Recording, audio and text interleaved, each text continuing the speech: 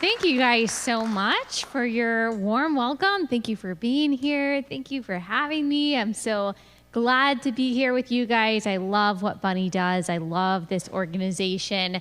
It represents this intersection that I'm so passionate about, getting Christians to be involved in the political sphere, to care about what's kind of sometimes denigrated as, culture wars that some people say don't have a whole lot of significance. But I think as we're seeing, especially as we've seen even over the past week in the Virginia elections, those so-called culture wars really, really matter. I like to say on my podcast that politics matter because policy matters because people matter. Politics affects policy, policy affects people. And if we as Christians are called to love our neighbor, while there are a variety of ways that we can love our neighbor, maybe not the primary way is through politics. One way that we can love our neighbor is through politics because policy affects people. So that's why I do what I do. I host a podcast called Relatable, as Bunny said, and the majority of my audience is female. I've worked very hard to cultivate that audience since about 2015. I started speaking at chapter meetings for sororities, actually. I graduated from college in 2014, and I was a communications major. I went into PR and social media, but I knew I wanted to speak in front of people.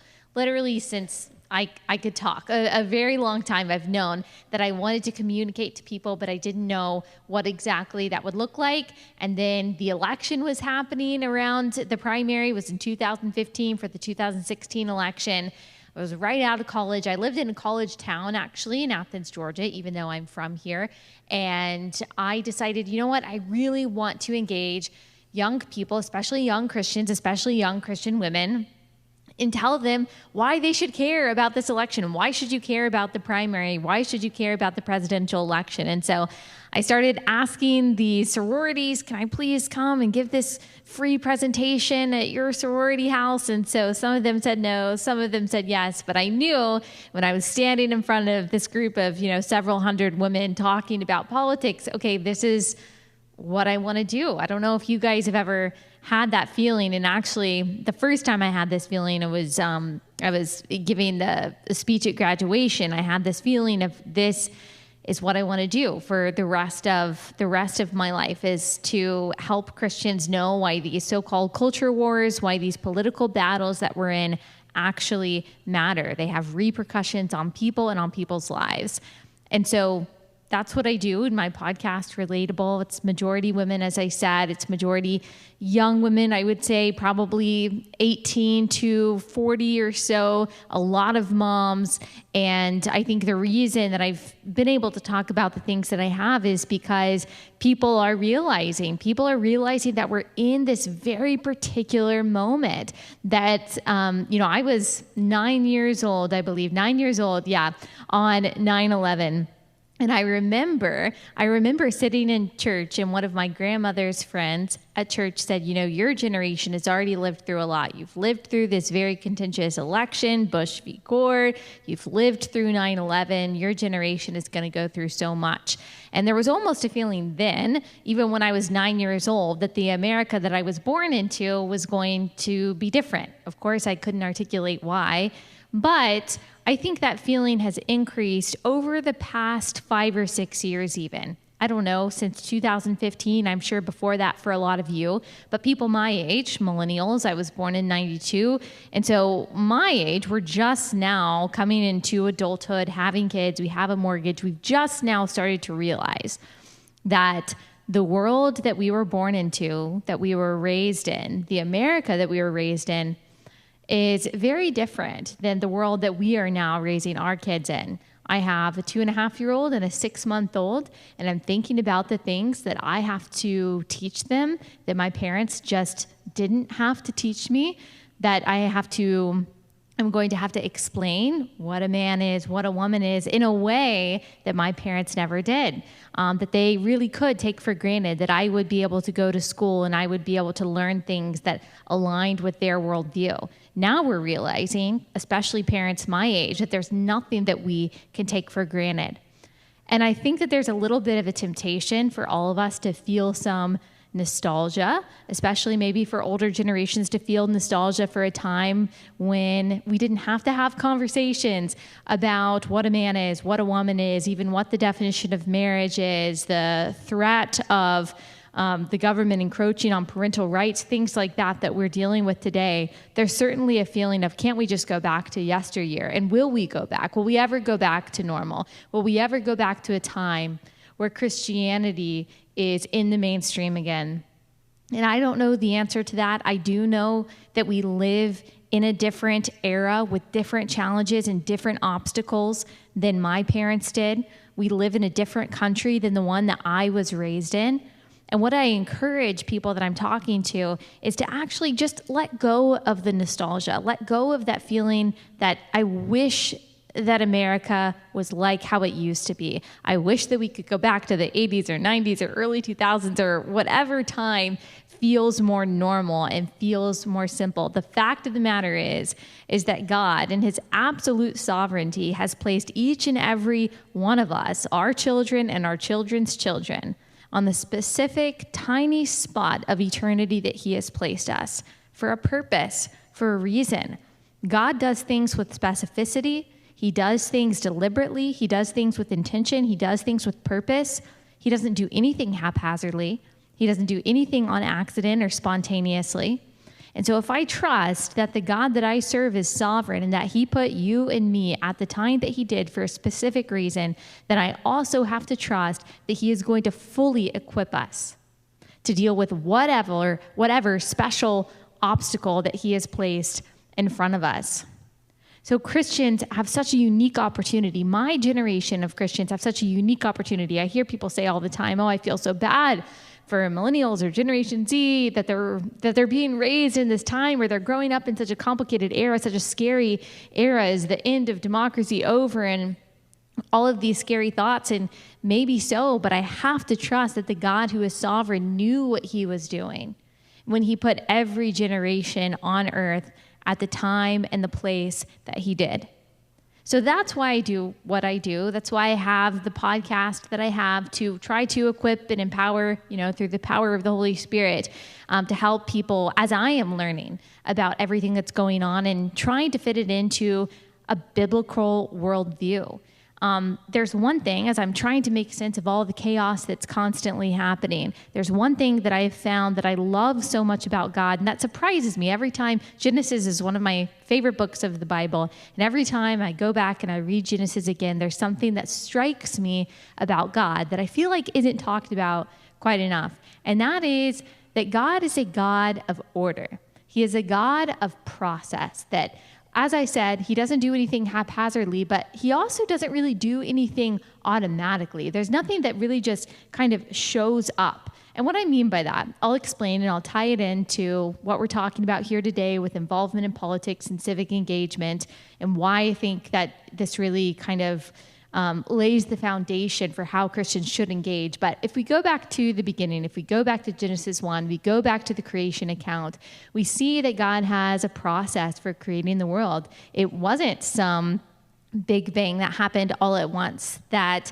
each day we read there was something else that he creates. There is specificity to it. There is light, there is dark, there is day, there is night, there is sun, moon, and stars, there are animals, and then he makes man in the image of God, and he makes male and female, female from male. He didn't have to have a process, but he did have a process. He had an order that he went in, and he inspired the word to be written in such a way that we understood that he had a process in creating creation, including man. And then he gives human beings a process. So even before the fall, Adam is given a job. Sometimes we think of work as a necessary evil. We think of heaven as a place where we're not going to work. It's going to be so nice just to be laying around all the time. I don't think that's a proper depiction of heaven at all, because we actually see work before Genesis 3, before the fall, that Adam is given the responsibility to name the animals and to work and to keep the land.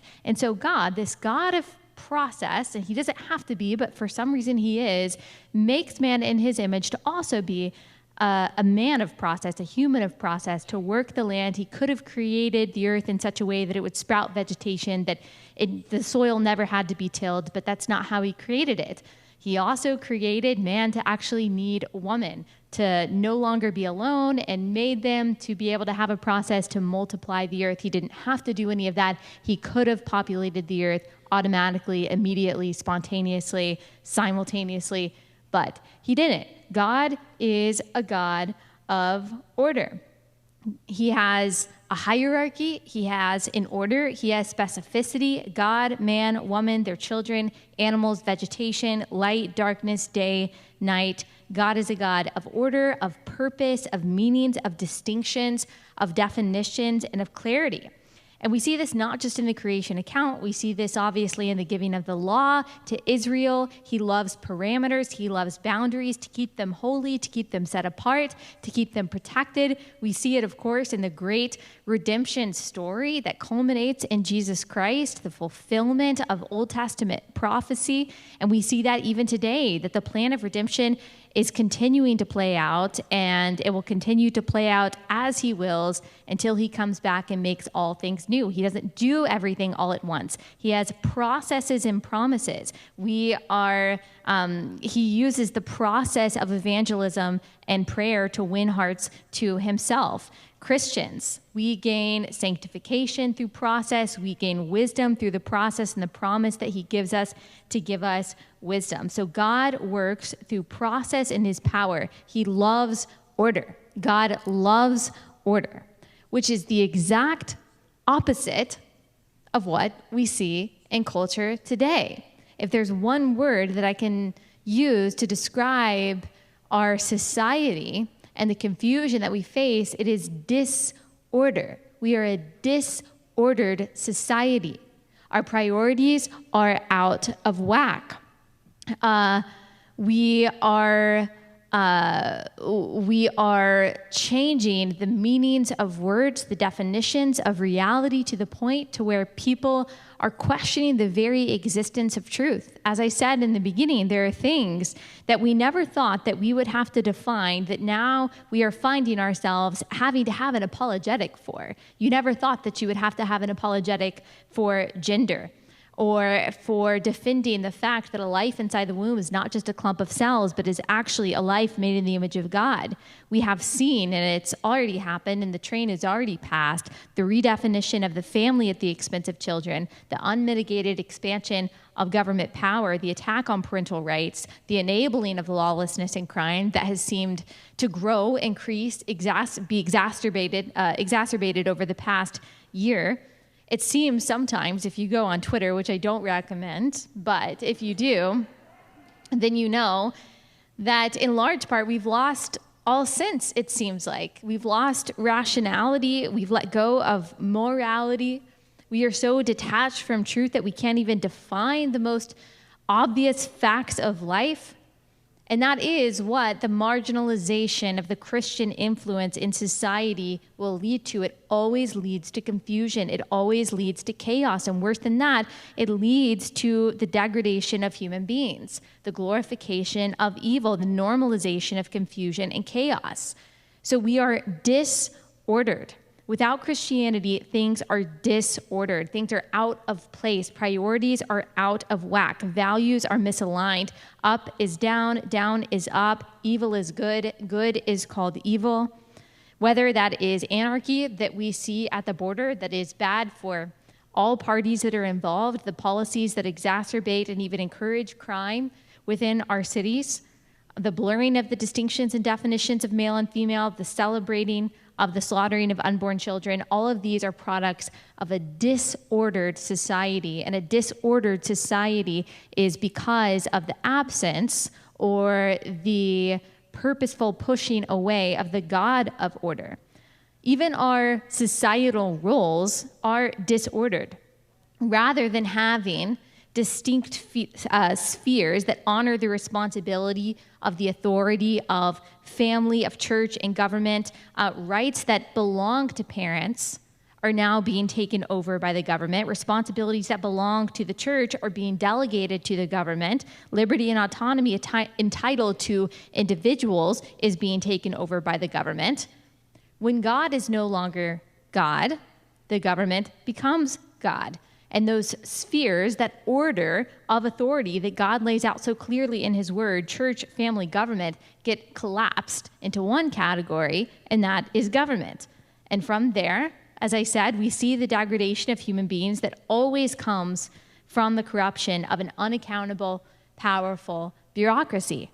I think we've seen that a lot, especially in the past year and a half, because the God who created us, who created the world, and in whom is all truth, is the sole foundation upon which any society can create systems that are just, good, beneficial, and ordered in a healthy way for everyone.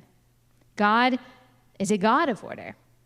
So when we abandon God, we abandon good order, order within families, within church, societies at large. Things get redefined and reconfigured until they no longer make sense.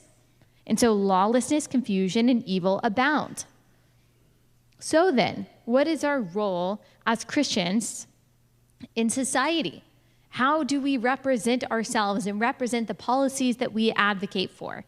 There are a lot of different kinds of policies that Christians may advocate for, and many that we can have the freedom to disagree on. That's true. But if there's one word that I think should define Christians and what we bring to the table, if we're talking about a particular policy, if we're talking about any decision that is going to affect our communities, it should be order. We are agents of order. If we know that Satan is an agent of chaos and an agent of anarchy, then we, as ambassadors of Christ, are agents of order. We reinforce the boundaries between the authority and the role of the state, the church, and the family. So that means just in general, and there's lots of specifics to this, but in general, that means we push back against all efforts of the state to become a parent, a pastor, a nanny, our caretaker, our moral arbiter, and or a tyrant. We encourage marriage. We encourage having children. We encourage the creation of the family. We defend the parents' right to care for and disciple and educate their children. We equip, we resource the church and Christian organizations to create the community that so many are longing for and unfortunately sometimes can't seem to find or feel like they can't find in the body of Christ. We offer a place of belonging and of refuge for the most vulnerable. We advocate for the rights of churches, the rights of families and individuals to speak, to worship, and to work and live freely. It also means that we resist confusion at every turn. We affirm God's good definition of male and female.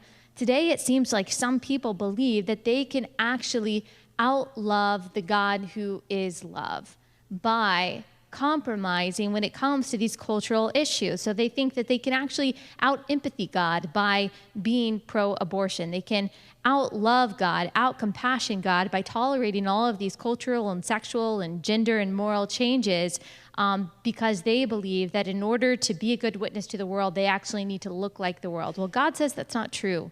We can't out-love God. If the God who is love says something is true, says something is right, says something is good, says something is bad, then he says that from love. And the most loving thing that we can do is to speak and represent that truth in a way that is clear, in a way that is ordered.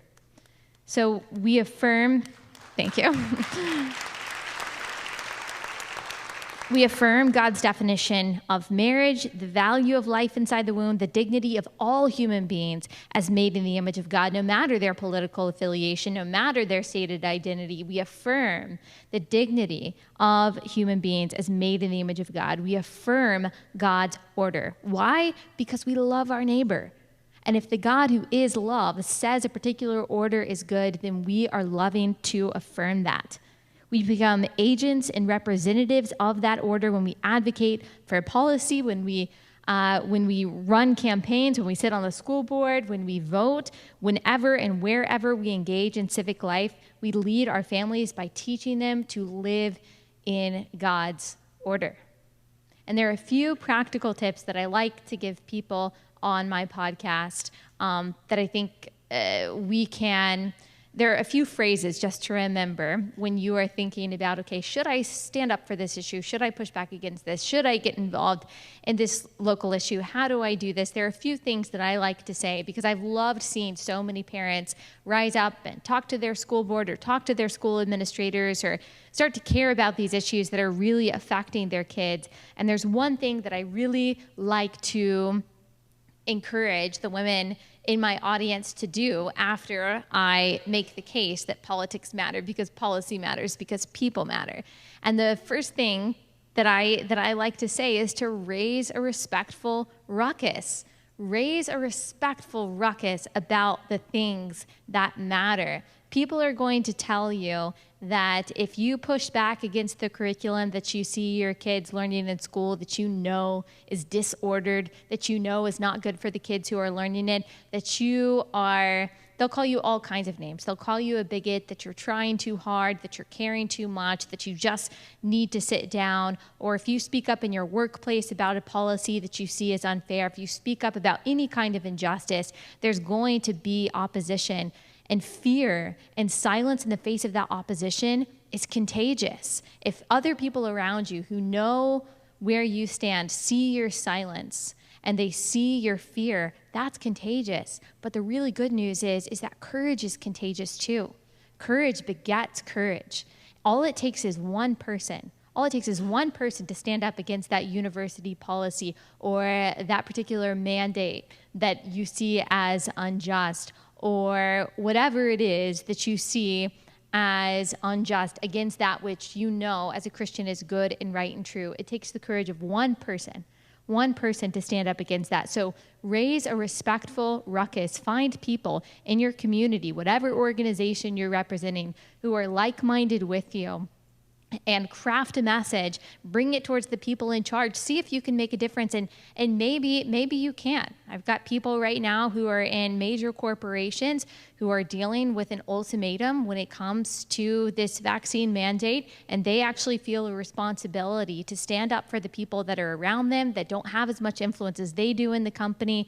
And this isn't a stance necessarily on any medical procedure, but it is a stance on liberty, that people feel like, okay, this is the thing that I'm going to stand up for. This is the thing I'm going to have courage about. And I've seen it make changes. I've seen it make changes in corporations. I've seen it make changes on the local level. Courage begets courage, and you standing up and raising a respectful ruckus actually can make a difference.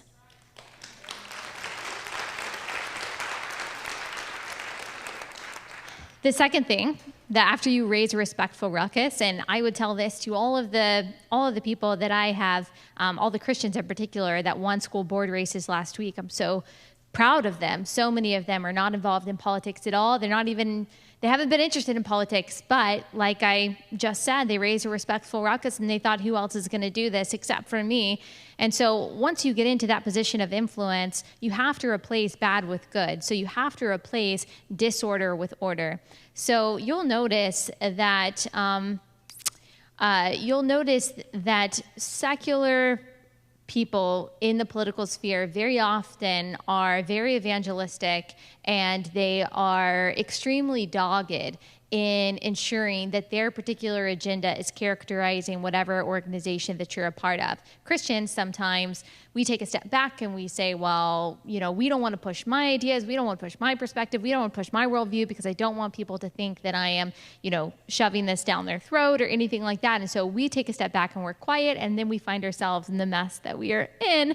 And so if you are going to raise concerns, within your organization, within your local community, you have to be able to replace the bad ideas, the bad curriculum, the bad policy, whatever it is, with good. And don't apologize for it. Don't apologize for it. Because here's what I've learned is that neutrality is a myth. Neutrality is a myth. So you might hear that, well, secularism is neutral. We don't want Christianity to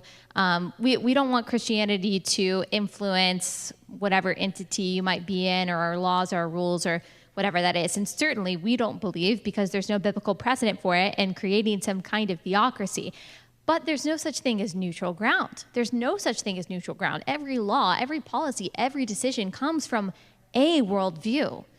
And while we do believe in the separation of church and state, it is impossible to separate God from policy. It's impossible, because if he is the God who created everything, if he is the God from which truth comes and from whom morality comes, then we should be unabashed and unapologetic in pronouncing and defending and advancing a biblical worldview everywhere we occupy, everywhere we stand. That simply means infusing every sphere in which God has placed you with light, with good, with that which you know is good and right and true. And then my last one, I think I'll end with this one because I'm running out of time. And I'm really passionate about this one because I know you guys are familiar with so-called cancel culture. I know you've seen people who have stood up for maybe Christian values or maybe just an unpopular view. Maybe you've seen them get deplatformed, or you've seen even worse, they've gotten harassed. I've seen people get doxxed. I've seen people's lives and livelihoods ruined because there was, for example, a very popular, she helps mothers sleep train their babies. She's a wonderful person. She never talks politics at all. It was found out that she and her husband had donated like $1,000 to the Trump campaign back in 2017. Well, people found that out. That's the gravest sin that you can commit, of course. And they posted all of her content, which you typically have to pay for in order to access. Someone who had access to her content posted all of the content for free online.